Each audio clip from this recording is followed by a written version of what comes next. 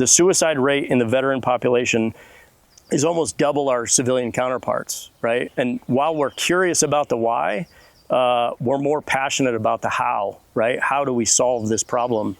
And that's where we come in. We're an organization with no barriers. It doesn't matter how you served, it's simply that you served. It's because you served. That's why we exist.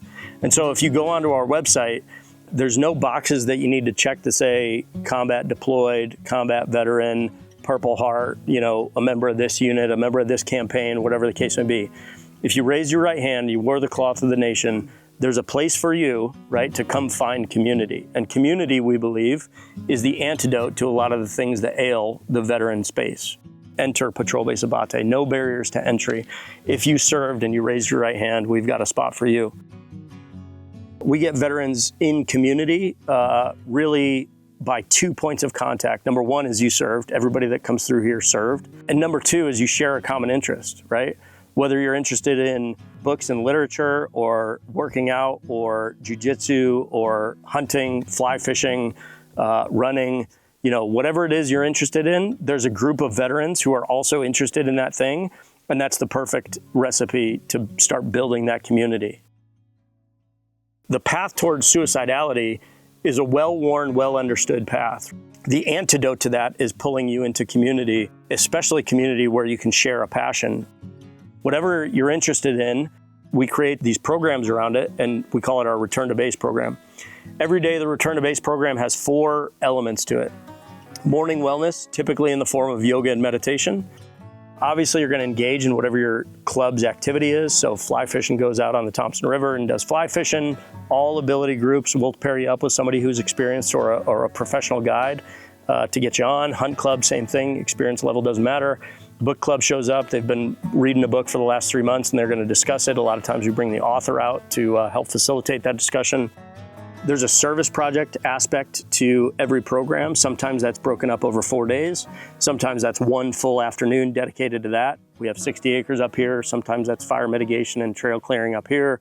Sometimes we partner with the town of Thompson Falls and help them out. And then every evening is a fireside chat, which is really a guided discussion around this campfire to unload the mental baggage you don't need to be carrying around in the community of others who have either walked that same ground before you or are walking that ground with you from a different geographic location, right?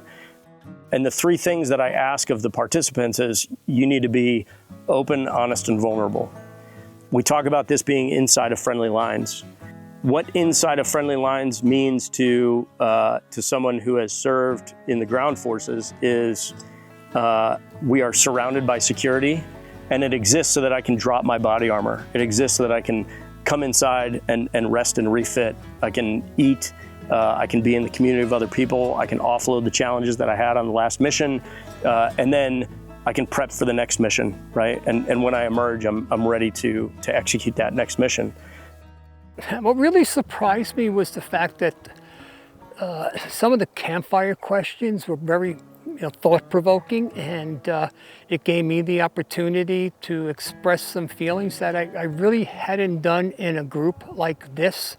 Just ask questions off the beaten path, not wartime experience, not combat experiences, more like your feelings and and how you grew through different experiences in your life, just not being a veteran, not just being in the military. Yeah.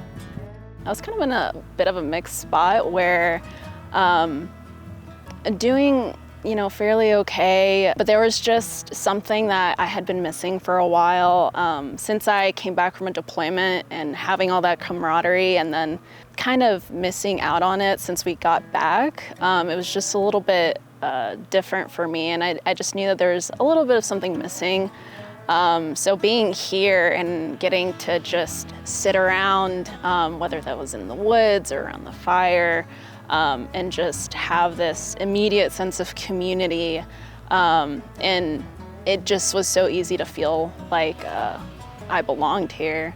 The real magic happens around this campfire, right? That's where we get real honest with one another, real honest with ourselves. We hold the mirror up and we understand who we are, where we're at. And really that allows us to get at what we're all focused on, which is not what's in the rearview mirror and what you did and what you wore on your chest and what rank you wore, but what's ahead. Who are you going to be? What is this next chapter that you're going to write for yourself? If we believe that our best chapter is behind us, that's a sad place to be, right? So we're going to help you refocus away from that rearview mirror and back towards your future, because there's your best chapter is yet to be written, and we say that quite often around here.